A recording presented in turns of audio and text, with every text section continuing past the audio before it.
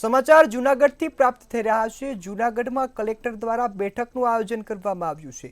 જૂનાગઢમાં કલેક્ટર દ્વારા દરિયાઈ સમિતિની બેઠક યોજાઈ હતી। આ માંગરોળ ખાતે જૂનાગઢ કલેક્ટરની અધ્યક્ષતામાં બેઠકનું આયોજન કરાયું છે। દરિયાઈ સુરક્ષાને ધ્યાનમાં રાખી આ બેઠક કરાઈ છે, જેમાં કલેક્ટરની અધ્યક્ષસ્થાને તમામ દરિયાઈ સુરક્ષાની સ્થિતિની સમીક્ષા કરાઈ છે।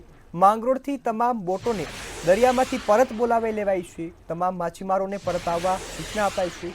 સાથે જ દરિયાઈ સુરક્ષાને લઈ સમિતિની બેઠક હતી, તેમાં વિસ્તૃત ચર્ચા કરવામાં આવી છે। દરિયાઈ પરિસ્થિતિનો તાગ મેળવાયો છે। પોલીસ, સુરક્ષા દળો, ફિશરીઝ વિભાગ દ્વારા હાલ અધિકારીઓ ઉપસ્થિત છે, ત્યારે સરકાર દ્વારા આપેલા સૂચનાઓનું સરપંચોને પણ માહિતી અપાય છે। તમામ જે દરિયાકાંઠાના વિસ્તારો છે, તમામ વિસ્તારો સતર્ક બન્યા છે, ત્યારે માંગરોળમાં પણ કલેક્ટરની અધ્યક્ષતામાં બેઠક યોજાઈ હતી। માંગરોળ ખાતે કોસ્ટલ સિક્યુરિટી બાબતમાં બેઠક યોજાઈ હતી અને આ બેઠકમાં અમારી સાથે પોલીસ અધિકારી, સુરક્ષા દળના જવાનો અને સાથોસાથે જે કોસ્ટલ વિસ્તારમાં આવતા અમારા જે ગામડા છે એના સરપંચ, તલાટી, ફિશરીઝ ડિપાર્ટમેન્ટ, પીજીબી સેલ એમ અલગ અલગ વિભાગના અધિકારી પણ જોડાયા હતા।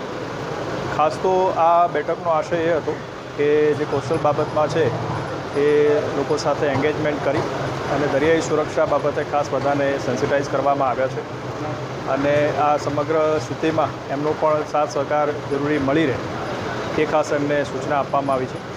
અને સરકારશ્રી તરફથી અત્યારે જે બ્લેકઆઉટ બાબતમાં હોય કે એર સ્ટ્રાઇકમાં સાયરન બાબતમાં જે પણ એસઓપી આપવામાં આવી છે એની પણ એ લોકોને જાણકારી આપવામાં આવી છે અને આથી વહીવટી તંત્ર તમામ લોકો સાથે જરૂર સંકલન કરી અને કોઈપણ પ્રકારની જો પરિસ્થિતિ પેદા થાય તો એનો સામનો કરવા માટે અત્યારે સંપૂર્ણ રીતે સજ્જ છે અને એમાં પણ લોકોનો પણ ખાસ આ સહકાર મળી રહે એવી અમને તમામ સરપંચો અને એમના તરફથી ખાસ અમને દરપત પણ આપવામાં આવે